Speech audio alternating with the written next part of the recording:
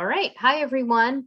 I know folks are trickling in from our last session on zoning for equity. So glad to have you all here.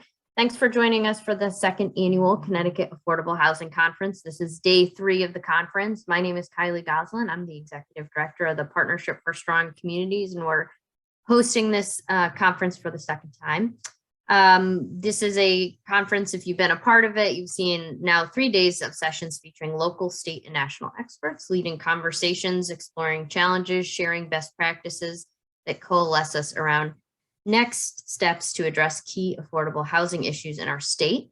You can join the conversation at hashtag CAHC 2021 on Twitter and follow us at PSC Housing if you aren't already.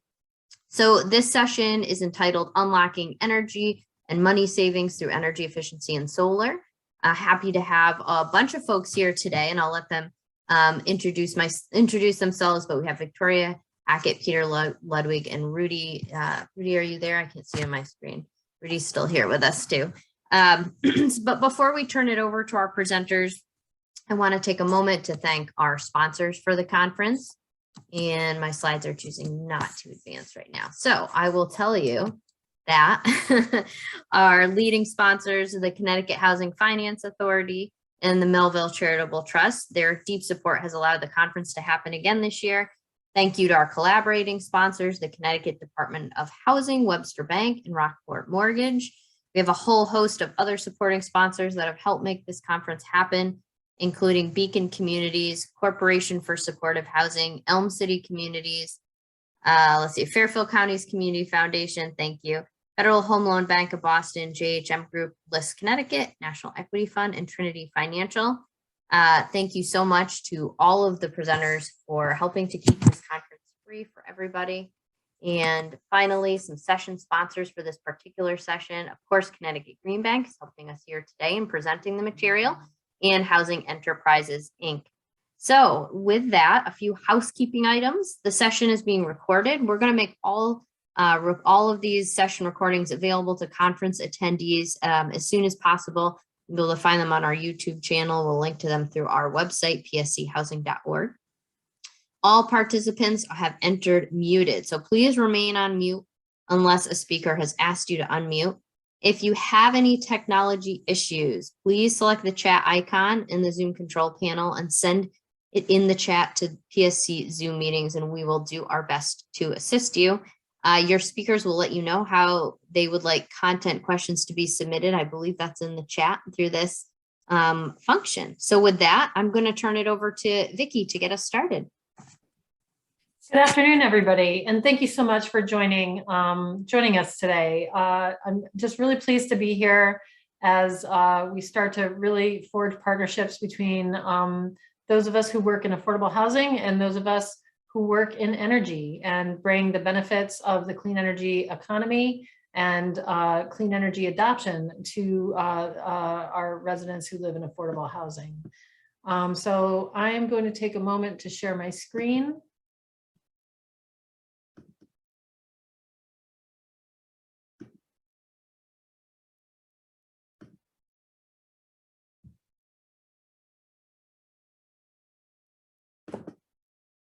There we go.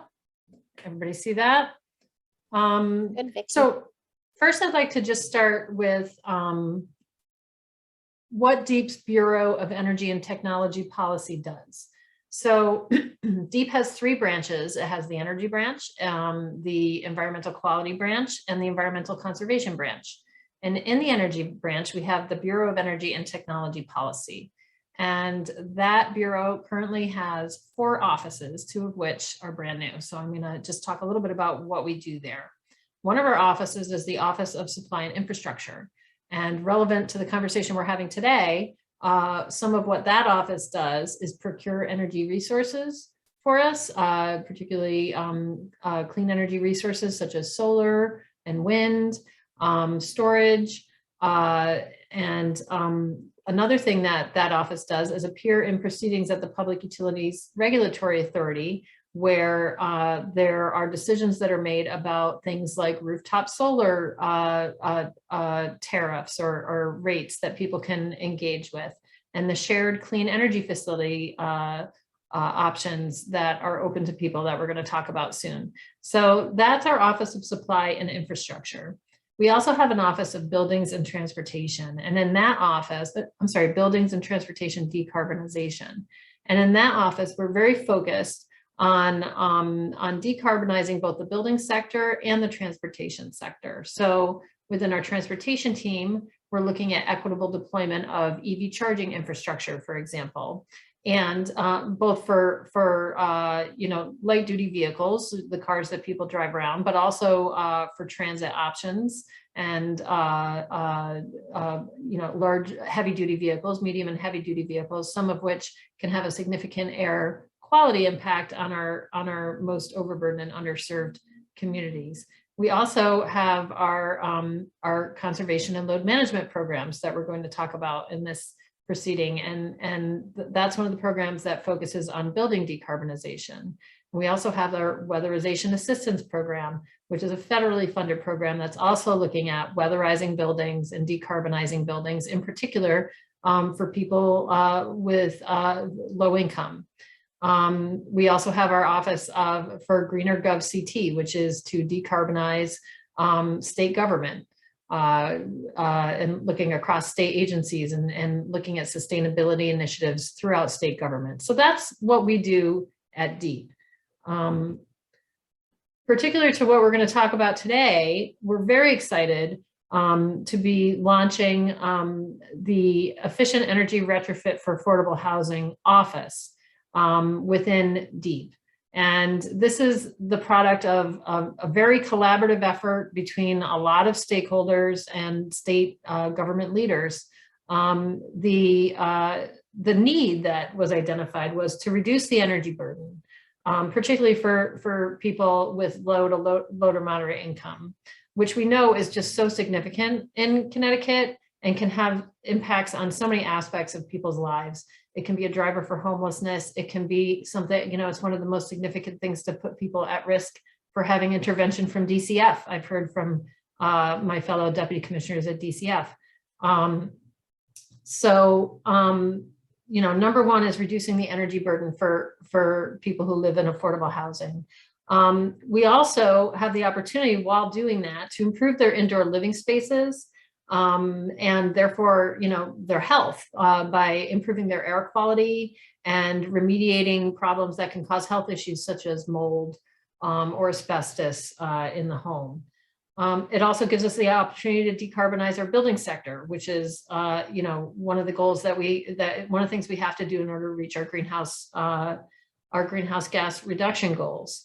And it also gives us the opportunity to address barriers to weatherizing homes that many people face, such as if you have mold and asbestos in your home that prevents weatherization, which up to a third of our homes do, especially where people with low income live. So we identified that ARPA funding, with its focus on creating sort of healthier spaces for people who have been disproportionately impacted by COVID, that there was an opportunity to leverage ARPA funds to focus on a program that accomplishes all of these goals. So we created,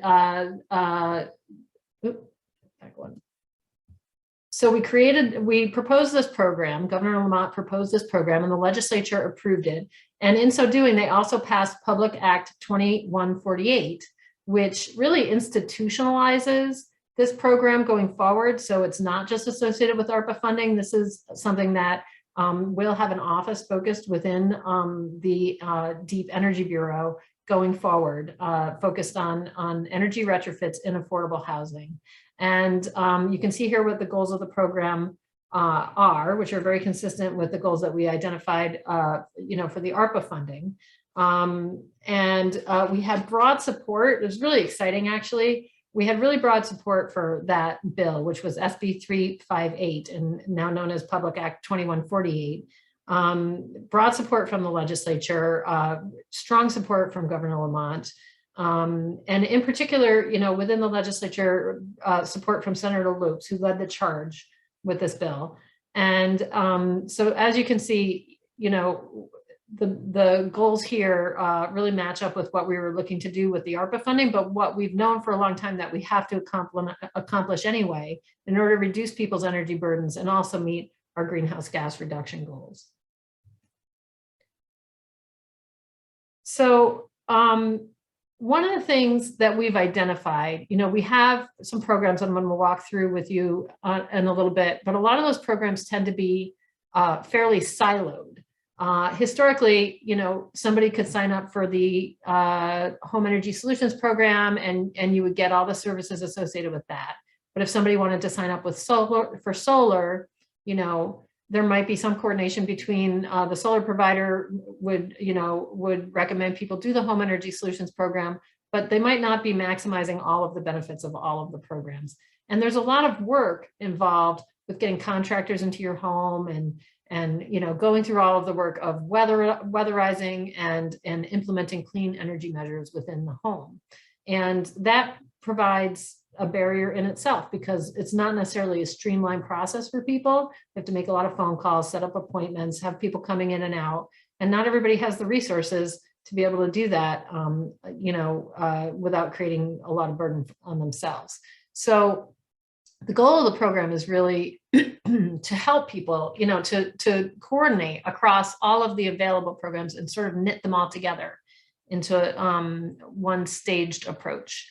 And so, as we show here on the slide, the first phase would be the customer onboarding and work scoping. So we do have an existing pipeline of customers through the Home Energy Solutions Program in particular. And that has an income eligible aspect to it. And people sign up for that through energizect.com or through their electric or gas utilities. So we can identify customers, through that process. People also sign up for that program, by the way, through vendors that they may know, energy efficiency vendors we have energy efficiency vendors throughout the state. Our programs support a large workforce. And sometimes the vendors are the ones developing the customer contacts. So, that program provides sort of a natural fit, but we also know that we have to do more to reach underserved communities. And that we're not, it's not clear that we're reaching everybody that we should be reaching with these programs. And I think actually we've identified that we're not. And so one of the things that DEEP has done is we have been running an equity and energy efficiency proceeding to try to identify the best ways to ensure that there is program access across the board and that we're reaching, all of our residents who contribute into the program on their electric bill. So we're doing that we have a variety of ways that we're doing that, but one of the ways is we're doing through the electric utilities, they're doing an RFP for outreach through community organizations, sort of boots on the ground organizations who can go out and talk to customers about their energy use and sort of bring them into the program. So we'll also be looking at coordinating with all of the folks involved in public housing and our partners at DOH, at HUD, at CHAFA, and identifying sort of larger projects where we can sort of bring all of the things to bear in one place. So that's the pre-phase and the onboarding phase. The next phase would be the prep phase. So identifying, are there health and safety barriers to moving forward with energy retrofits? And some of those barriers are things that you all have heard a lot about in the housing stock we have here in Connecticut, and can include things like mold in attics where we would want to be putting in insulation. You can't put insulation in if there's mold in an attic. Asbestos is very common. And if there's asbestos in a home, we can't really weatherize the home because you can't air seal it because you're just tightening up a home that has an unhealthy component to it. And so that could make the air quality in the home worse. So we have to be able to remediate those things before we can move forward with weatherization. And we'll talk in a little bit about how we're doing that. And then there's the weatherize phase. And for the weatherize phase, that's where our conservation and load management program and our federally funded weatherization assistance program come in. And they have like a comprehensive suite of measures that we're going to walk through for those as well. And then the final phase would be the retrofit phase, which could include the installation of rooftop solar. One exciting part of SB 356 was that we got everybody together and figured out a way to add some language to that bill to make the benefits of rooftop solar flow to people who live in multi-unit dwellings with more than 4 units. Previously, it had been limited to four units or less. So if a landlord put rooftop solar on a building, the benefits couldn't necessarily flow to the customers in the building, to the residents in the building, especially if they were separately metered. So now PURA, the Public Utilities Regulatory Authority, has taken that part of the bill up and is going to be running through a process to figure out how best to make sure those benefits of rooftop solar can flow to all the residents in a building. So that's really exciting. We also there's also a new energy storage program that we're going to walk through at PURA that would be part of the retrofits that can be paired with solar or stand on its own. And I think our friends at the Green Bank can talk a little bit about that. We also have electric vehicle charging infrastructure program that PURA has approved. So we can bring that to bear. And also the conversion to electric heat pumps and heat pump water heaters. And finally, the last office which I think I neglected to mention earlier, the last office that we've just recently added to the Bureau of Energy and Technology Policy is a new telecom and broadband office. And we'll be looking at equitable deployment of broadband across the state, including curb to home. So we can also bring in, access to broadband into this approach, which I think is really exciting because that really allows people to also interact with the energy grid, right, through the solar and storage programs and so forth. So here are the existing programs. So just a little more detail about all of these existing programs I just talked about. So first we have the Weatherization Barrier Mitigation Program. And I'm really excited about this. We just released the RFP for this last week. We're doing an RFP for program operators. This is something that advocates in affordable housing and energy across the state have been working on for many years. There have been sort of programs in the past that have taken steps to start addressing these issues.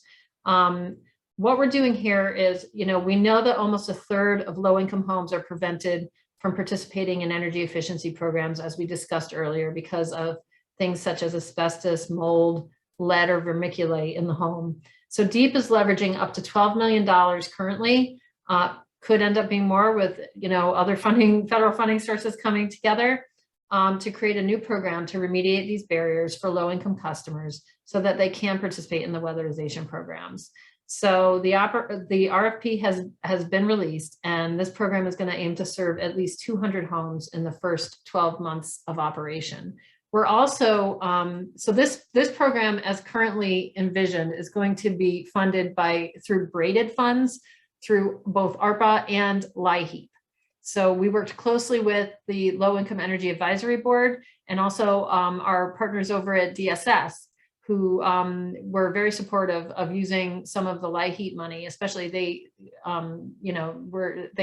received extra federal money, but they're supportive conceptually of, using that LIHEAP money to help people make permanent changes that will help them engage in weatherization services to reduce their energy burden going forward.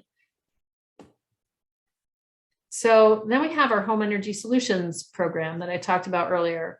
And this is funded by a charge on ratepayer bills. And you can see some of the measures that we do through this program. It's really, a terrific program. It's an award-winning program. It's one of the leading programs in the country. And what happens is you just go to energizect.com or call your electric or gas utility if you live in electric utility service area versus a municipal utility. And so you get signed up, a vendor comes to your house, and they just go through your house. They look at everything as they identify whether there are health and safety barriers. That's the first thing they do. Sometimes they find a gas leak and then they call the gas company and they get that taken care of. Sometimes they'll find mold or asbestos, and then they'll identify that and they'll do whatever other measures they can. But if that is found, then that home would be, potentially marked for participation in the barrier program that I just discussed. And if there are no barriers, they go around and right then they start doing some weather sealing. They have caulk guns and they seal around windows, and they do some, sealing around attic doors and things of that nature. And so, just from participating in that aspect of the program, people can save $250 a year on their electric bills. And and people with low income, there's zero cost to them to participate in this. And so we'll talk a little bit more about the income eligible program. It's available to, you can be eligible in a variety of ways for HESIE.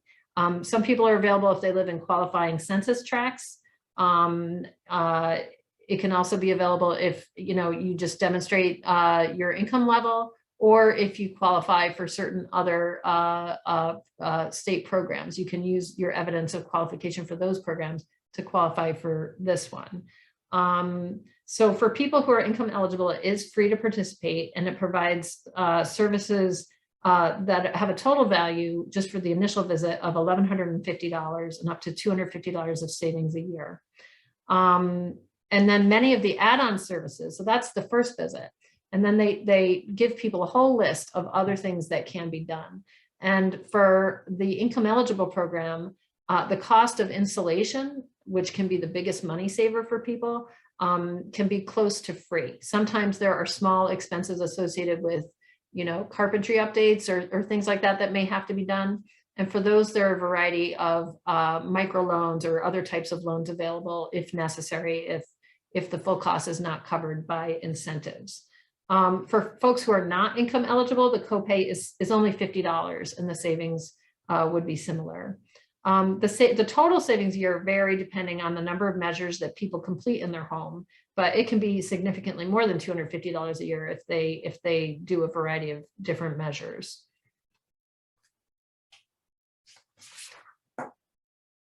So we also have, and it works sort of in concert with our Home Energy Solutions Program, the federally funded Weatherization Assistance Program. So this program, what we try to do is once people feed into one of the programs, if it becomes clear that their particular situation suits them to another one, then we switch them over to the other one. DEEP is working on a variety of improvements right now to the WAP program, including we're going to be running an RFP for additional service providers. Right now, there are 2 service providers for this program, and they're both community action agencies. So NOI and CRT are the current service providers. And we're in the process of working on an RFP to bring in additional service providers, which is really going to be necessary because of the increase in funding that we're seeing through the infrastructure bill. So very excited about that. And here are some of the measures that can be done through the Weatherization Assistance Program. There's some overlap with what can be done through Home Energy Solutions, but also, as I said earlier, some differences. So that covers sort of the weatherization and energy efficiency programs that we have available. We also have a variety of renewable energy programs in the state of Connecticut that people have access to that they don't necessarily always know about. One of them is the Shared Clean Energy Facility Program. And this one is still, a work in progress, but the intention of this program is to build solar arrays that may not be on people's roofs, but people can sign up for a subscribership. People who maybe can't adopt rooftop solar because they may be renters, or maybe they have too much shade and not enough sun, or they have other barriers that they face. So this is one program that can be available in particular to people with low income. Under the pilot program that is currently open but limited, there's 20% of that program the output has to accrue to low to moderate income customers. For the bigger program that is getting launched now and will be more available in a couple of years, 20% of that estimated annual output must go to low-income customers, 40% to LMI customers, landlords, and/or low-income service organizations. and then 20% must go to small business customers. So very focused on equitable distribution of the benefits of the Shared Clean Energy Program. And basically what happens is people sign up and they just get a discount on their energy bill. So it's a real money saver for people, but not, it's not necessarily a well-known program. So, as we're going into people's homes with the Home Energy Solution Program and doing the weatherization, this is another program that we can alert people to and encourage them to sign up for. There's also a storage program that the Green Bank is very involved with, and we'll want to talk about, I'm sure.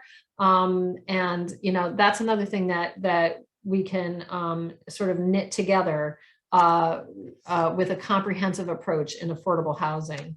And the program is designed to make storage more affordable for LMI community and covers up to almost the entire system cost, and allows people to interact with the modernized grid and let their home serve as a battery for the grid when needed. And also it serves as a battery for themselves when needed, providing key resilience benefits during outages. There's also an EV charging program that PURA has approved, which provides considerable incentives for both residential and publicly accessible EV charging, including incentive adders for public EVSE or electric vehicle charging infrastructure in underserved communities. And that program is expected to go live in January 2022. And then finally, we have our Curb to Home Broadband program. It's a $15 million grant program to connect low-income residents to broadband infrastructure or to replace outdated wiring to allow for better quality service. And, we're doing statewide, we're doing GIS mapping to help identify areas that are underserved by broadband. And we'll be working on the larger infrastructure issues as well. So our new broadband office has a lot of work to do in coordination with OPM and the Office of State Broadband at OCC and the Public Utilities Regulatory Authority to make sure that we're getting broadband out to all of the corners of Connecticut, over the poles, but also to people's homes. So that's another significant priority. So, that's what we have available as far as programs. I also want to just say a few words about workforce development. As we're expanding these programs and building these programs, one of the real priorities is making sure that the benefits of clean energy, of the clean energy economy also accrue to our underserved and overburdened communities. And so we're working very closely with the Office of Workforce Strategy. There's also actually an event going on today about between DEEP and the Office of Workforce Strategy and the governor, a press event talking about some of the work that we're all doing to make sure that our clean energy economy provides wealth to some of our underserved and communities who have also been historically overburdened by energy policies of the past. And that's one of our areas of focus as we move through developing these programs, is how do we ensure that our procurement practices we know we need workers, where are we focusing our workforce development programs? How are we providing all of the supports that workers need? We have a lot of focus on that right now. We're going to need a lot of help here, right? These are some complex approaches that we're looking to take, especially if we're talking about public housing, if we're talking about bringing landlords to the table to do things to help their tenants, and how can we show them the benefits that accrue to them as well. So we'll be reaching out to many of you who are working hard in the affordable housing world and really looking to build those strong partnerships and coalitions. And the other thing is breaking down silos between all of the different energy programs that are available, some of which are within our purview, some of which are within the purview of others, and really streamlining access and providing a more concierge level service to customers who really can benefit from the reduced energy burden and the improved air quality and healthier, more efficient homes. And I think that's it for me until we have questions.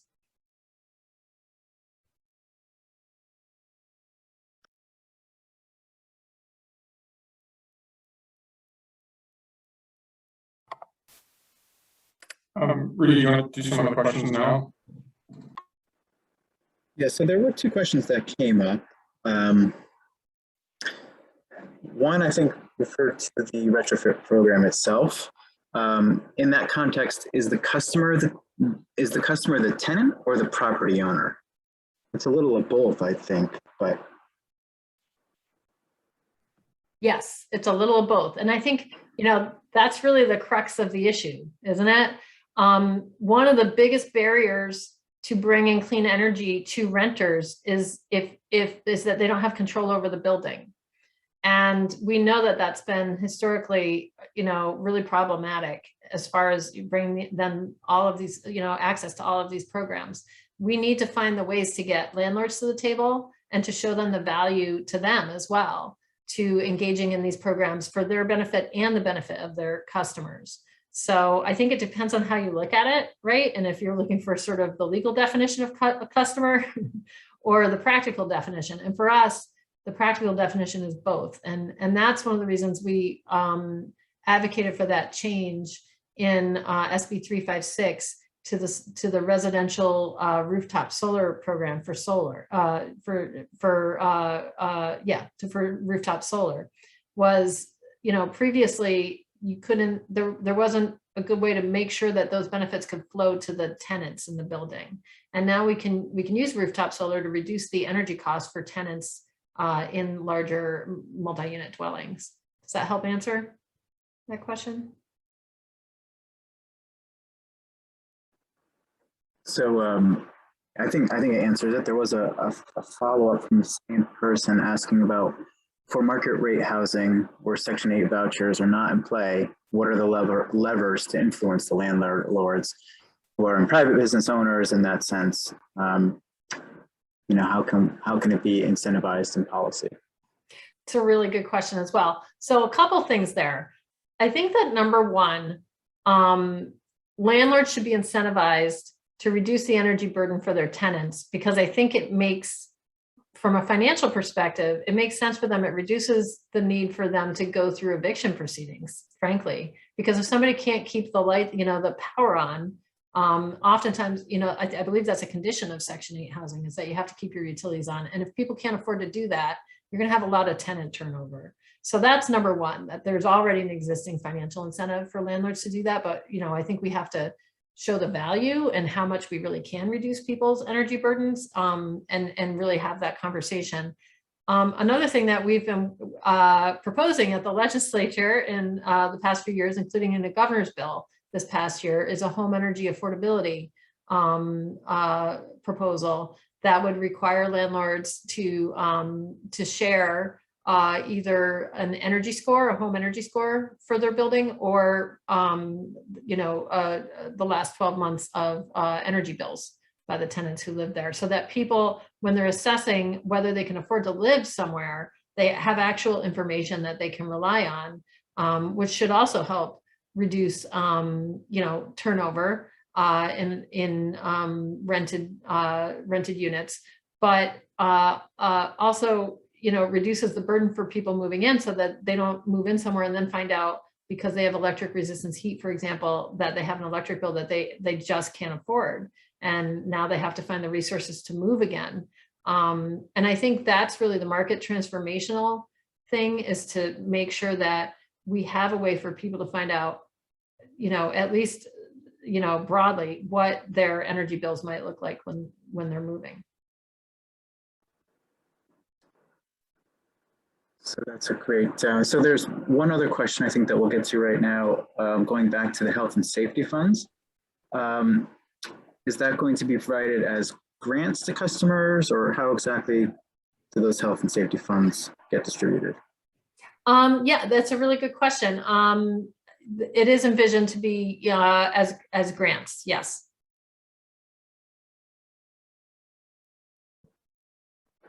Great. Okay, those are all the questions that I see currently, but folks feel free to put them in the chat as we go, and I think we'll move over to Peter now. All right, cool, thank you. Thank you so much. I'm just going to share my screen. And so I can get this. Okay. Thank you so much. We're so pleased to be here and share this session with Victoria and Deep and hear about their exciting new programs, and also thank you to the Partnership for Strong Communities for inviting us to participate. And this says Mackie Dykes, but he actually had to take care of a sort of personal emergency. So I am stepping in. I'll try to fill his shoes. And just as a little bit of context, I work in a market engagement role at the Green Bank, so meaning I work with commercial and multifamily property owners who are interested in clean energy financing and sort of helping at the front end develop the projects and sort of help them figure out what to do and how to do it. And I also wanted to mention, I noticed that Kim Stevenson is on, and Kim and the team at IPC have been really key partners in our multifamily work, and I'm sure a lot of you know her already and have worked with her. So just wanted to, noticing that there's over 40 people on the call, a lot of their work over the years has really raised clean energy as a concern in affordable housing. So just wanted to recognize her and their work. So Peter, I'm so sorry to interrupt you. I think No you're problem. echoing for a lot of folks. We're getting a lot of feedback. I'm wondering if we can troubleshoot that quickly, just so folks can get everything that you're saying. Not sure if maybe we you have headphones, or maybe we could turn down your volume or try something. Yeah, I'll turn down my volume. Hold on 1 second. Not exactly sure why I'd be echoing. Am I still echoing? You are. You weren't echoing before, so I'm not sure how to troubleshoot that. I'm not the person you want doing tech troubleshooting. But If you turn down the volume on your computer, that might help. It may.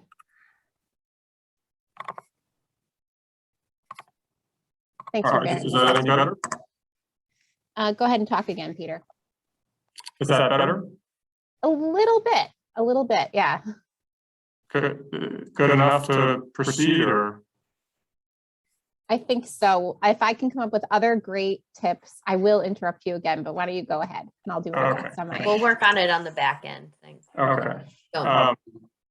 So I just wanted to really quickly, here's a quick agenda. We'll just talk about who we are.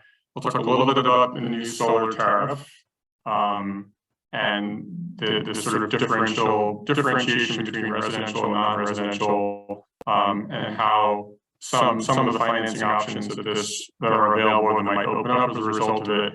And I'll briefly talk about the new the battery storage program that Vicki mentioned, although the name of the program is now the new Energy Storage Solutions Program. There won't be very much detail about it because we're still sort of in the process of developing it.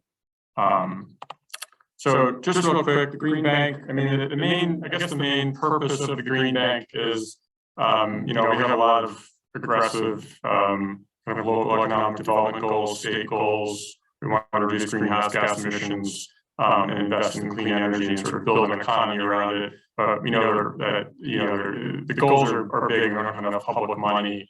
And so what we do is we take a little bit of public money and we leverage private capital into and try to deploy it into clean energy projects. And so we're kind of at this nexus of finance and economic development and climate change. We have a couple different kind of program areas. We do some single family work.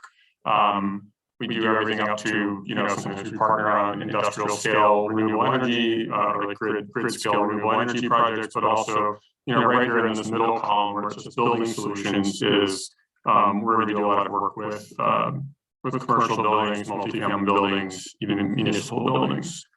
So that's where we sit.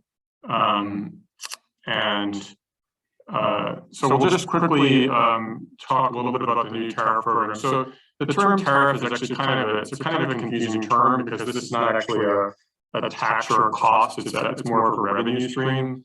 So the utilities are required to, to develop some clean energy And one of the ways that they do it is provide an incentive to you as building owners to compensate you basically for building solar.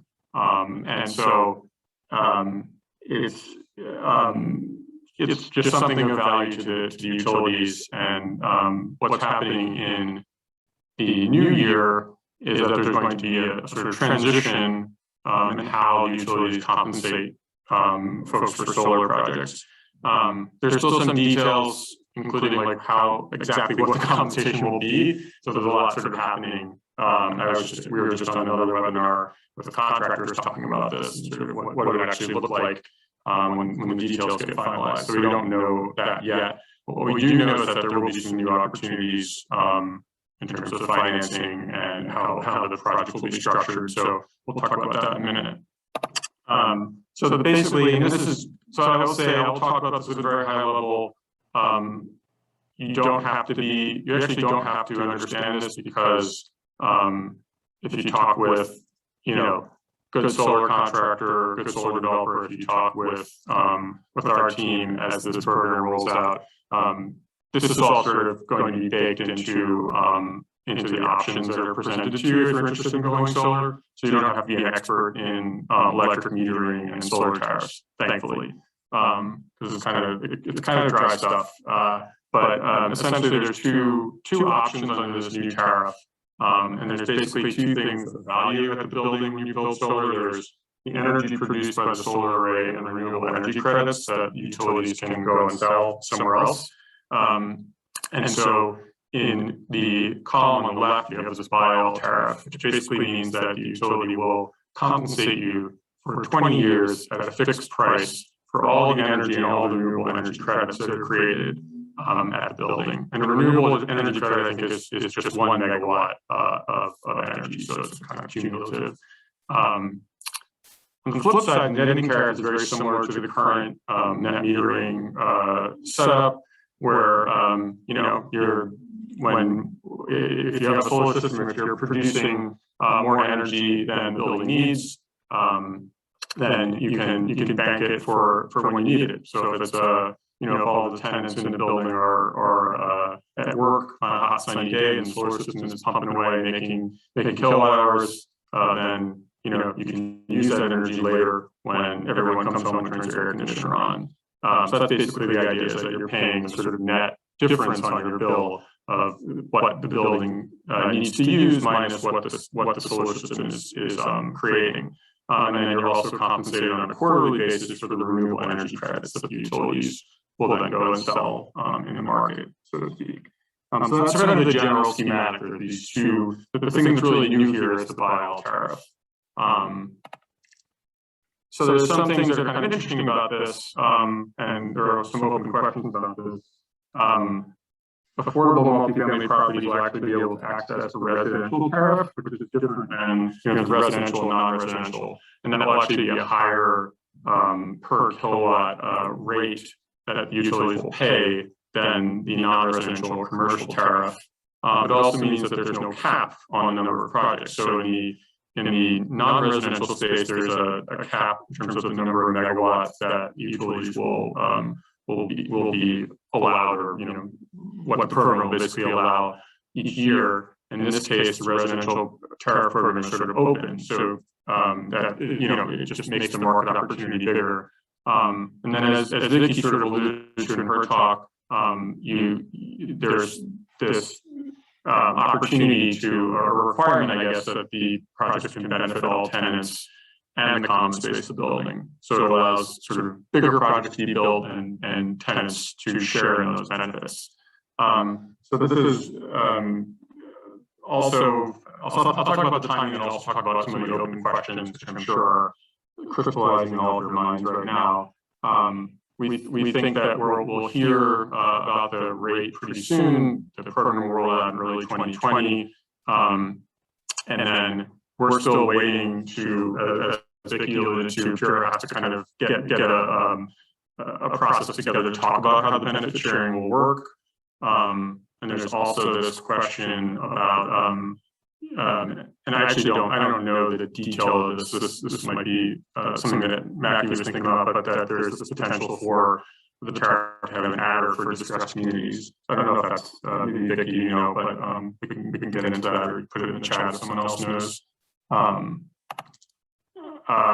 So I think that the open questions are sort of what will the rates actually be under the tariff program? What will they actually be compensating building owners for or solar developers for? And then also what will it look like to actually compensate the entire building, including common areas and tenants? And then what does affordable housing mean? We don't have answers to that yet. I think it's a process that many of you probably would want to be stakeholders in.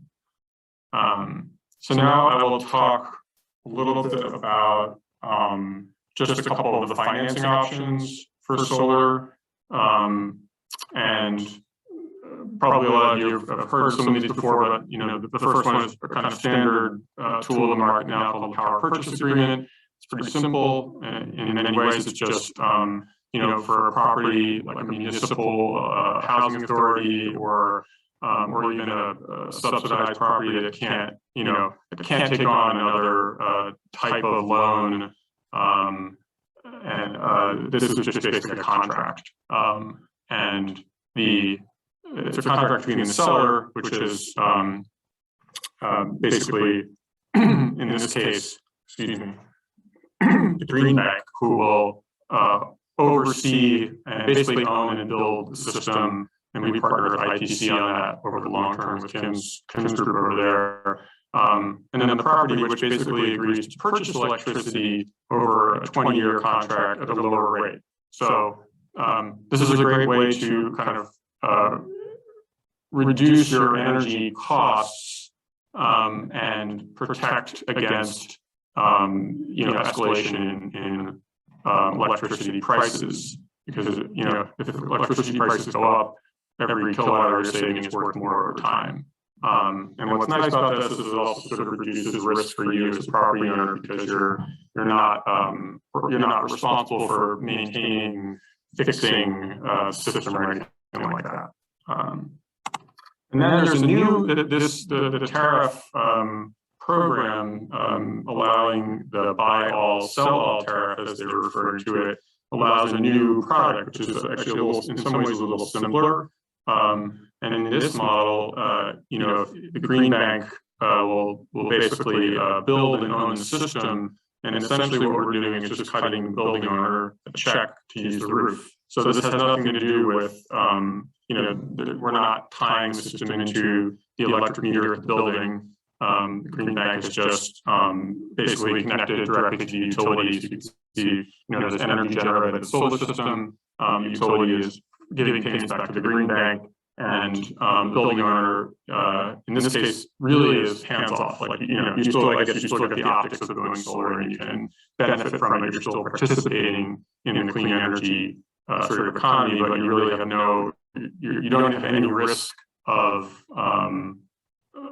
ownership, of maintenance, really of anything. So this is probably not as much sort of financial upside potentially in this model because there's so much lower risk, and because your savings are not tied to the price of electricity. So if electricity prices go way up, you might actually save more under the PPA. But this is also a very simple product that is also simpler to underwrite. So I kind of talked about some of the differences, but I'll just, let me see if this is the sort of similarities, differences between the two products. Let me see if I didn't mention any of these, but yeah, so in the ways they're similar, right? There's no upfront costs. Basically, you know, if you go through the process, then you'll start seeing savings right away. That's right, I didn't mention the investment tax credit, which is an important aspect of this, that for, you know, and even for privately owned affordable housing that doesn't have like a subsidy on it, or isn't like sort of publicly owned, if you have the tax liability, basically the investment tax credit is 26% right now of the total cost. If the Build Back Better bill is passed, it might be 30%, so that's a pretty significant portion that the average sort of commercial property owner can get off the top. in this case, the PPA and roof lease allow, a housing authority basically to monetize some of that by having Green Bank build the system and own it. So that's kind of the way, that's one big advantage of this product. And I think we're almost at time, so I'm just gonna, I put this case study to just give you like a sense, this is a 84 unit building we just finished in East Windsor. It's about a 40 kilowatt system.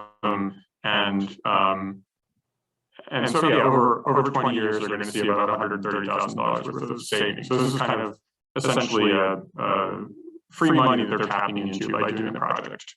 And then I'll say really quickly about the energy storage solutions.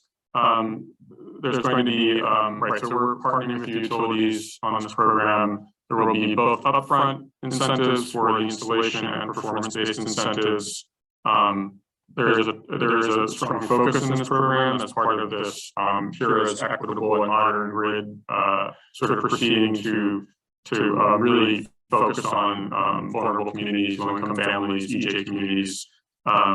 And there will be financing options through, I'm sure through contractors and also through Green Bank and others. So happy to talk more about that. And also we will be making available technical assistance for affordable multifamily properties starting next year. So we're happy to talk more about that. If you're sort of thinking about, hey, we'd love to have a solar and storage setup at our building. And I think I'm going to leave it there. My contact information is up there as well as Mackie's, and we're always happy to talk more. And leave a couple minutes for questions.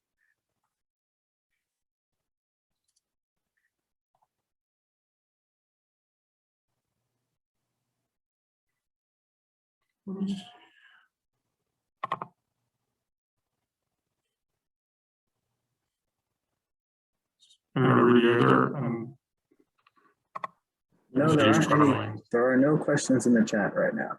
Okay. So. I think Vicky's been doing a good job of answering some as they've popped up in the chat throughout the presentation.